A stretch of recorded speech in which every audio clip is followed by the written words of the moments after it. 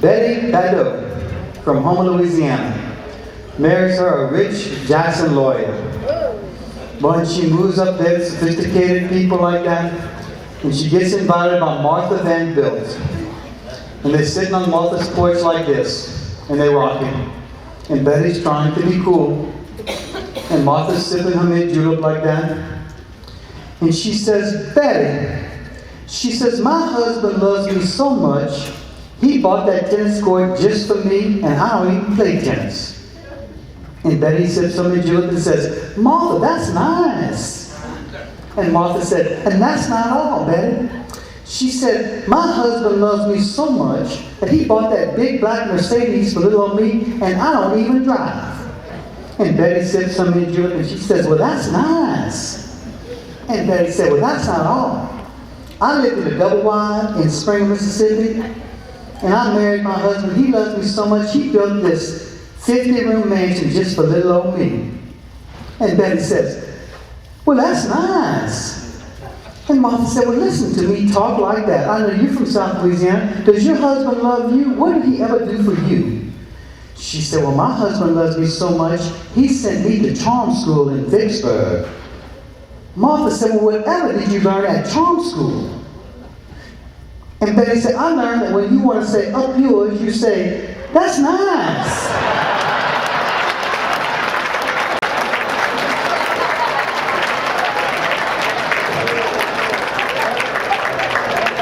You know, we don't write our own jokes a lot of times, although sometimes we do. But I got to give credit to my wife. That's her joke, and she says it much better than I do. Please give a round of applause to my wife, Kathy Broussard. I love you, sweetheart. She's got that great Southern Belle accent.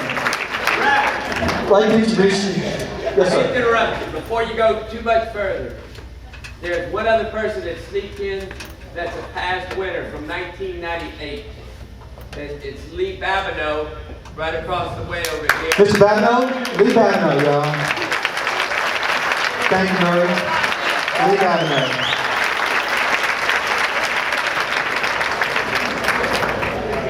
I'd like to introduce our fifth contestant tonight. Our fifth contestant is Pat. Pat is the wife of an area senator and mother of an area representative. Patricia is also a school teacher at Beauchesne High School. She's a mother of 3 and a proud grandmother of 2. Please welcome Pat.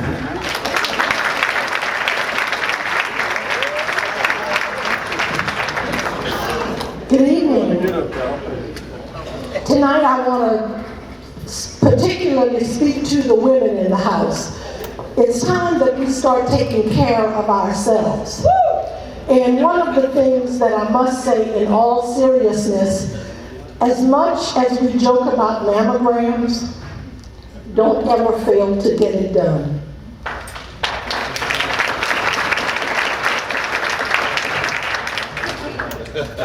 First mammogram. I went to the doctor and was told, you're in the age now, you need to get it done yearly. I had never had one done. But the machines are there and they've got you fooled. They stand very welcoming.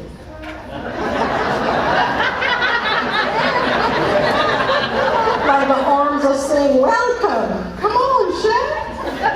So I look at them, it doesn't look too threatening. Look, it's gonna hug me. So I walk in and she says, take your clothes off, till to the waist, put the little gown on, and you're gonna do it. I get in and the hug comes, the little arm starts to close it. And then it becomes a shelf. Then they tell you to put yourself on the shelf. Some of us have a little more to put on the shelf than others. And so we put ourselves on the shelf. Most times it's about 3 inches too high. So you on tiptoe with yourself on the shelf, and then they come down with the hammer. Are you comfortable? Yes. Then they tell you, why don't you just hug? Then you need to hug the machine. I don't want to hug the machine. When I first came in, maybe. But I don't want to neck with a machine that's hanging me. My feet are not even touching the floor. I'm holding on for dear life. She gets in a little booth and she says, hold your breath. So you're hugging, you're hanging, and you're then click. Then you figure, thank God I'm done. No, you're not. But she says, back away from the machine. Then the little arm turns. And she says, now walk into it. I walk into it, it's so high, I'm serious, it's almost at my neck. So, but I tiptoe and try to fit in, you know. So I'm in. I'm mashed about this thing. You know? Are you comfortable? Always say no. Because if you say yes, it's trouble. I'll forget. I'm so not yes. I'm telling y'all, by the time that procedure is over, because they do it to both sides, you know, by the time the procedure is over, when I walked in there, I was wearing a 38 deep. When I left, I was wearing a 38 long.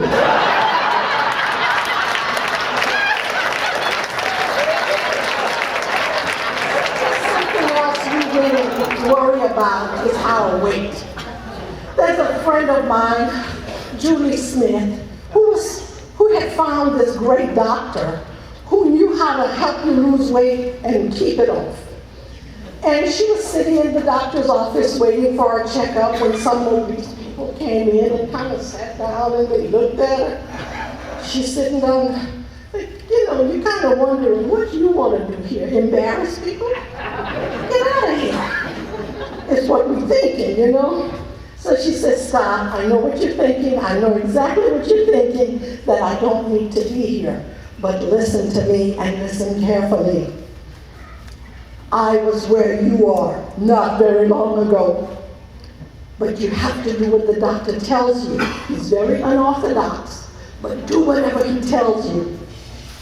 He's going to tell you to ingest your food from the rectal area instead of from the mouth. But it works, just do it. A few minutes later, the nurse comes in, Mrs. Smith, the doctor will see you now. He says, remember, she gets up.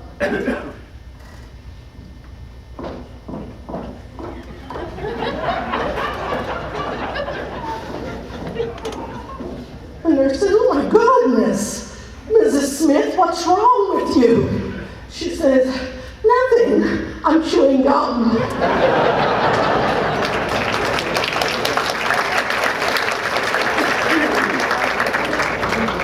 2 ladies meet while they're sitting on the bench waiting at the Golden Gate.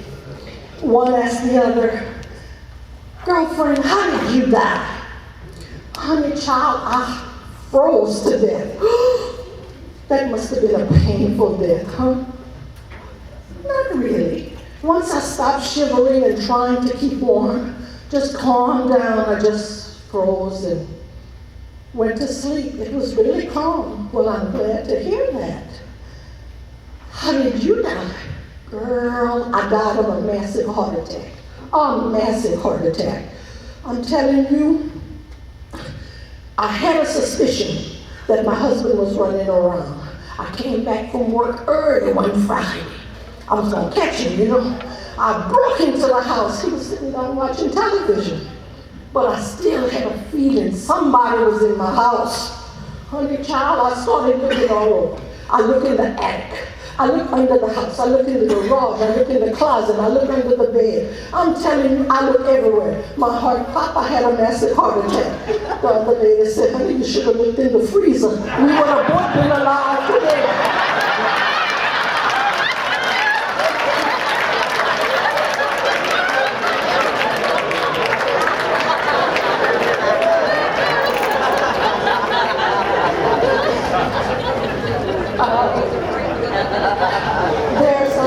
I was telling you about my mammogram just a few minutes ago.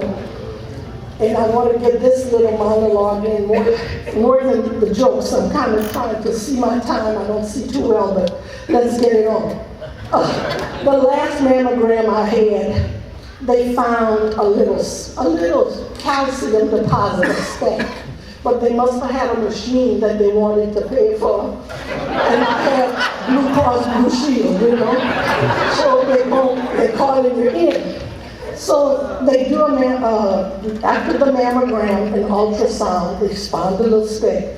I think it's because they mash you so much, you know, that it's a fold instead of that. But anyway, I went, but I had to set up an appointment with another doctor, so I did. I go to the other doctor, the lady said, ma'am, are you able to lay on your stomach for at least an hour? I said, you did understand the doctor is sending me for a mammogram kind of thing. She said, oh yeah, I understand, but it's something new. I said, I guess you know what you're doing. Well, I get in there. They got this metal table, a new machine, y'all. A metal table that you lay down on, and there's a hole in it. So you drop yourself in that hole, and they work on you from under like they're greasing your car.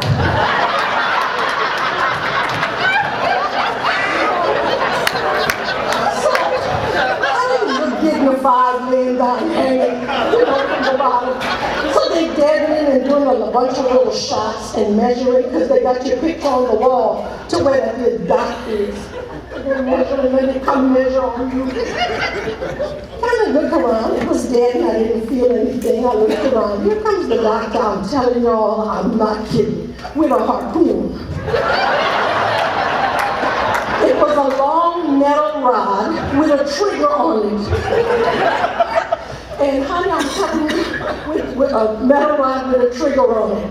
And he came, pop! I said, ooh, that must have hurt. But it didn't because I didn't feel it. But ever since they did that, they put in a tag that they leave in you.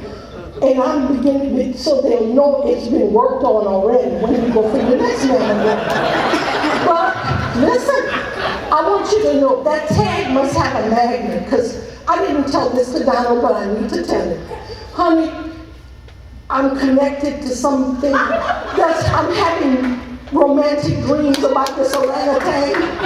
So if I'm gone one morning when you wake up, I'm off somewhere monkeying around. Look for me on Wild Kingdom or the Animal Planet. Thank you.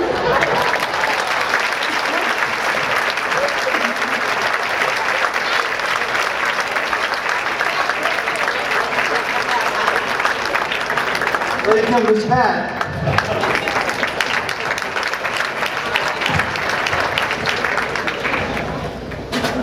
Becky Montaran is the smartest Montaran in Iberian Parish.